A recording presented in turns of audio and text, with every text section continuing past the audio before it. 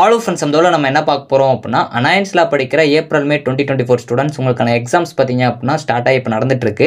இன்னைக்கு பார்த்தீங்க அப்படின்னா ஒரு எக்ஸாம் கம்ப்ளீட் ஆயிருக்கு. இன்னைக்கு நடந்த எக்ஸாம் கொஸ்டின் எப்படி இருந்திருக்கு அப்படிங்கிற பற்றி தான் ஃப்ரெண்ட்ஸ் நம்ம வீடியோ பார்க்க போகிறோம். வீடியோ ஃபுல்லாக பாருங்கள். ஸோ வாங்க வீடியோக்குள்ள போகலாம்.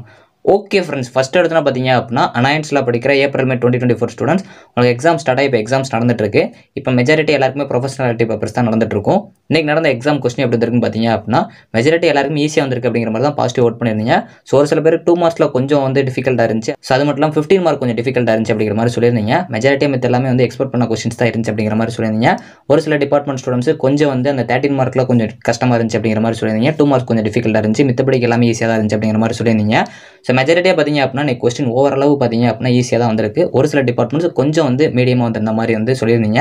ஸோ இன்னைக்கு ஓவராலாக உங்களுக்கு கொஸ்டின் எப்படி வந்துருந்துச்சு, நீங்கள் இன்னைக்கு எக்ஸாம் எழுதிங்க அப்படின்னா நீங்கள் எந்த மாதிரி எக்ஸாம் பண்ணியிருக்கீங்க அப்படிங்கிற மறக்காம கமெண்ட் பண்ணுங்க. ஸோ உங்களோட டிபார்ட்மெண்ட்டுக்கு ஈஸியாக கஷ்டமா அப்படிங்கிற மறக்காம நம்ம சேனலில் ஓட் பண்ணிருங்க. ஸோ தேங்க்யூ ஃப்ரெண்ட்ஸ், நெக்ஸ்ட் வீடியோவில் சந்திப்போம்.